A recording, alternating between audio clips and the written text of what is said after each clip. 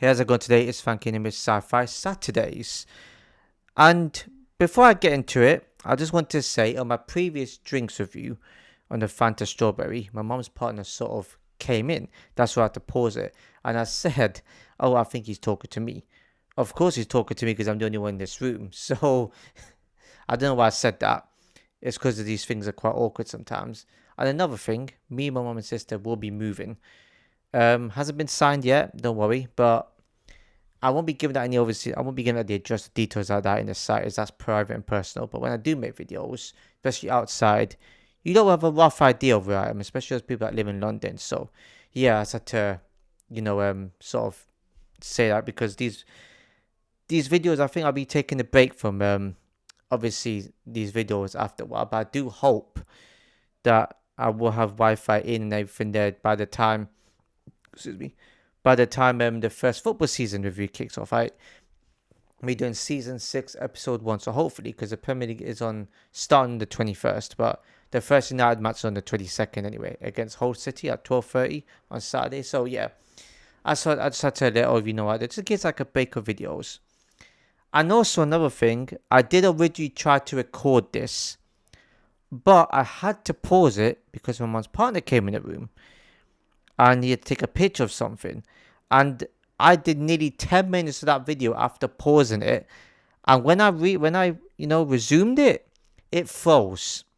So that's why I have to do this video again. I got to try and remember a lot of what I said from when I tried to make that video. So take two. That doesn't usually happen, but that's really annoyed me now. That's angered me to the point where I'm gonna have to try and probably summarize it this time. Probably word things differently, I guess. I don't know. I'm just gonna go straight to it. So this movie is called Mute. It's about this guy called Leo. I think he's deaf. That's why he's mute and he's not really talking. So yeah, so I thought he couldn't talk anyway. And he finds out his girlfriend Nadira is vanished. Um, and he also thinks he also suspects it's like Stu, who's played by Noel Clark, and Noel Clark sort of has this antagonistic attitude about him. That he just suits that kind of role. He's a famous actor. He's acted in Doctor Who, I think 4321, Adulthood, maybe other movies too. I think a lot of us have heard of him before. And he has this friend called Rob as well in the movie where they're sort of like a-holes towards like Nadira especially. And then Leo just comes in and just sort of has an altercation with them. There was a bit of a fight scene, tiny bit. And yeah, he got fired from his job basically as like a bartender. But all these other characters refer to him as like the bartender. And you also have like this colleague of Nadira's called Luba, which is a strange name. I don't know why. And it's no, he's a dude, not a woman, but with name like Luba, so it's like a male name. And then after Leo finds out that Nadira's vanished, this is where it gets kind of confusing.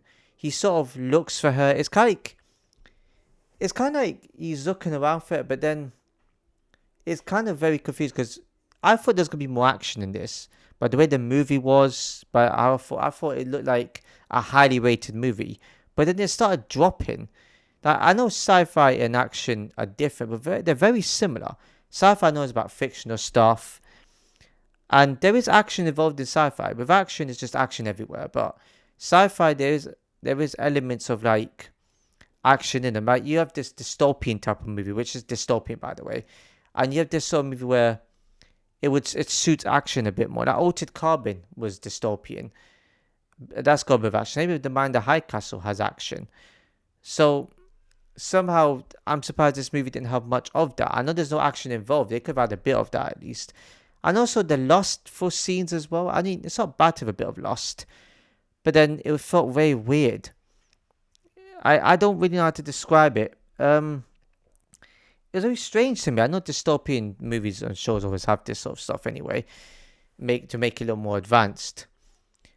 And then you have these other characters called Duck and Cactus Bill, who are like surgeons or something.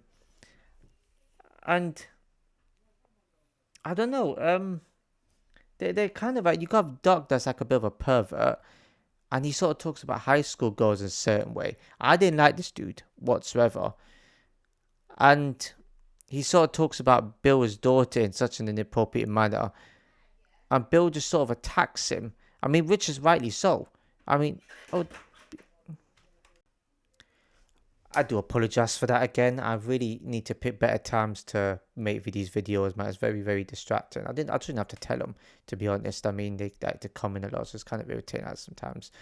I do hope my video doesn't freeze again. If it freezes, I'll be extra mad because I'm not making this type of video again. I really know I'm not going to take free on this one. It's just in and out, and they know I'm making a video, so they can hear when me talking. They know I'm not on the phone or anything, so they would obviously would see me be on the phone. So yeah, doesn't matter. Don't get too mad. Probably should really let them know, but the scene maker, they could easily leave the room and be like, okay, I'm sorry for that. Sorry, cool. Good job. There's a pause button on this. Yeah, where was I? And yeah, I'm surprised Bill didn't at least beat Doc a lot more. The way he talks about these girls, especially when he has cameras in his own home, and Bill sort of finds out that, you know, Doc has been recording young girls, and he sort of punches him. But then they start apologizing and making up.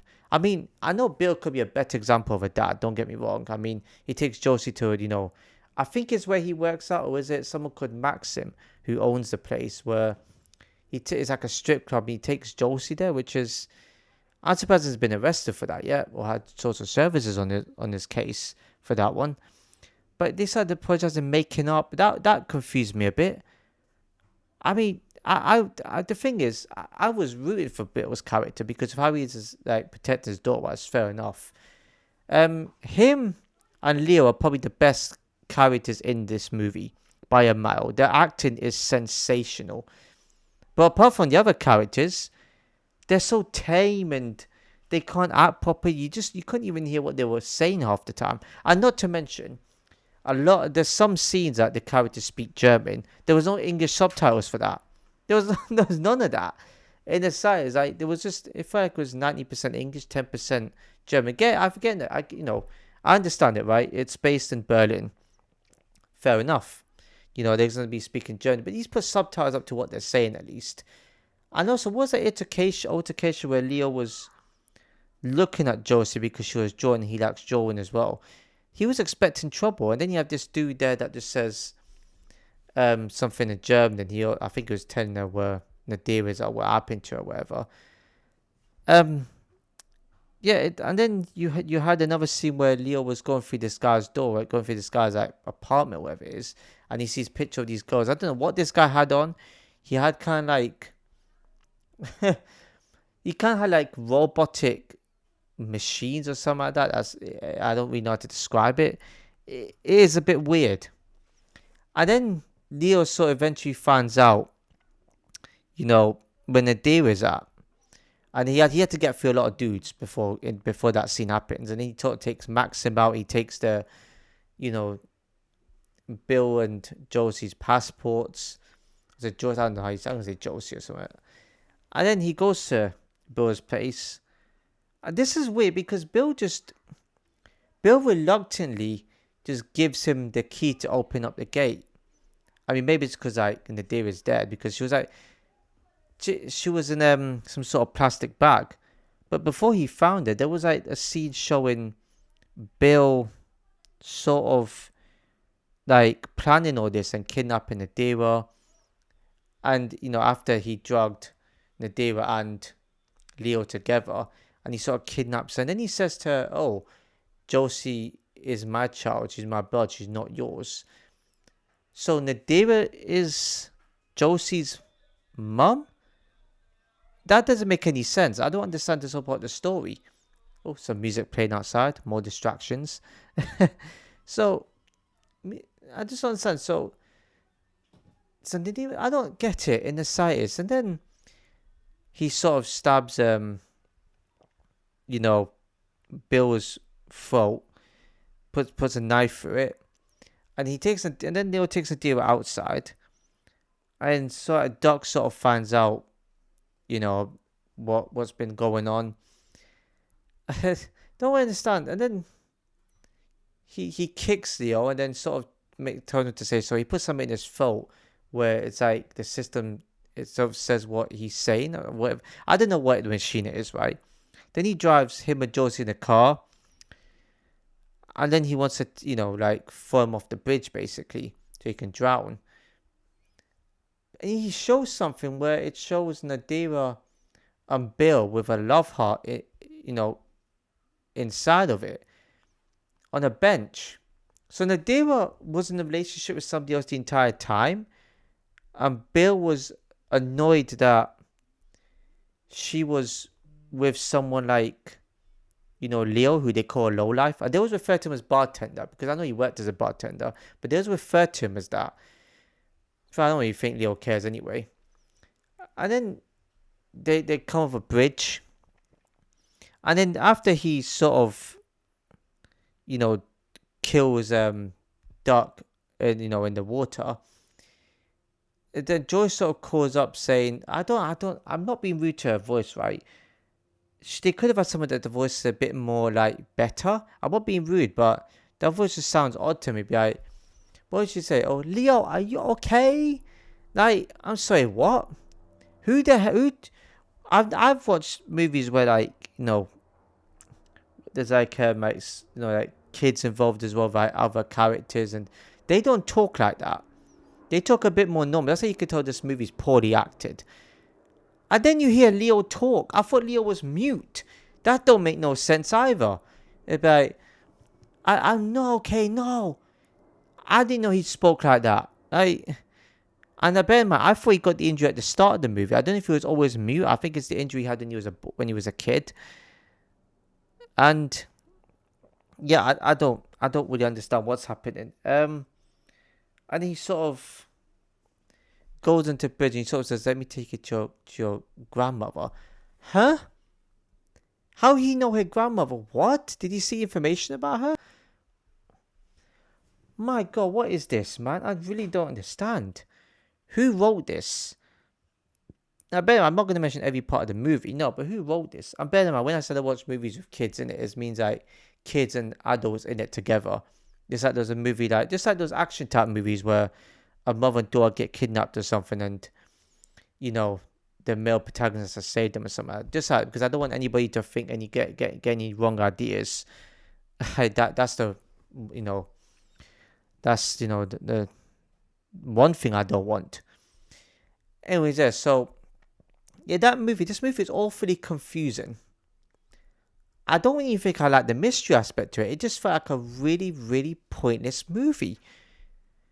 The plot, it was interesting enough. It had promise. The main character had promise.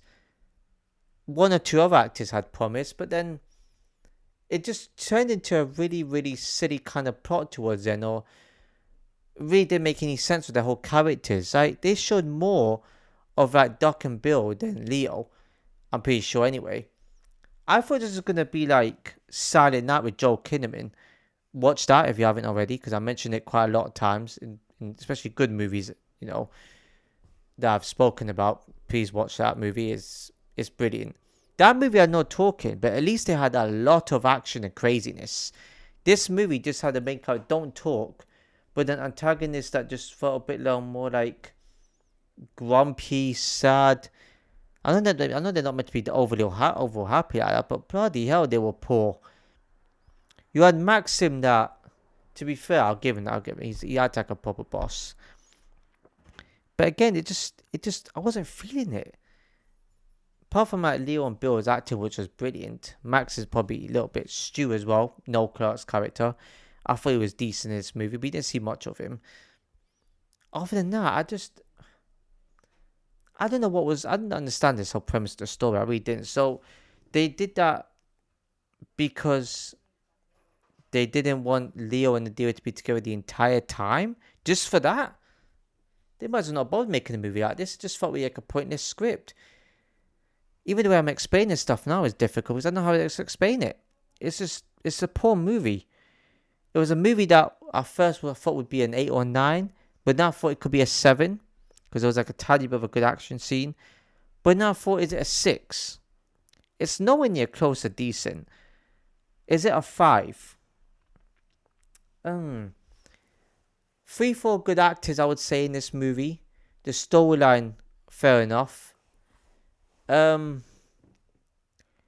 than that, I don't really know what else I could I could give it as a positive. Oh man, this is questionable. It's lower than a 7. I'm giving that one. It's lower than a 7. I don't think it's that bad to be a 1 or a 2. I still think there's good aspects of it. I'm giving this a 5. 5-ish out of 10. That's generous, right? Because this is one of those movies where I just don't know what rating to give it. It's definitely below a 7. Which one? Right? Anyway, I can understand if someone gave this a 3 or 4. I understand. For me, I think it's an average movie because there are good aspects to it. So I'll probably give this one a 5. I think it's up. It's fair enough. 5 is fair. I've seen a lot of movies that are 5 that had a lot more hope and promise. I can't see where the promise and hope is coming from in this movie. Poor. A lot of the acting was poor. Storyline was nowhere near clear enough towards the end. The fact that the guy wasn't actually mute and he can talk is something that annoyed me. Because if he's mute, he should stay mute the entire time. It does give out the phrase, oh, silent but deadly. It does give that phrase a bit more loud in this movie because he is silent and deadly. So, yeah, no pun intended in that one because he actually is. But to be fair, I know these protagonists have to fight, but how did he become to fight? They didn't show him in the army or anything, so how did he learn to fight? That's what I would want to know. But at the same time, I'm glad they got to it. But 2 hours of this? Silent Night was way less. I think it was an hour and a half, an hour and 40 minutes. Even that had intense action to it. A perfect movie in that, right there. But this movie here is a lot more improvements. I don't want to be ranting on too much. I try my best to word it. I know when I did try to make the previous video, that kind of froze, so I had to start, this movie review again. Hopefully I did better this time. I don't know. But I think I explained enough of the characters already. And I explained enough for the movie. But you can watch it for yourself anyway. So yeah, 5 out of 10 is. If you enjoyed the video, please give a like, comment, share, subscribe, hit the notification bell. So see you in the next video.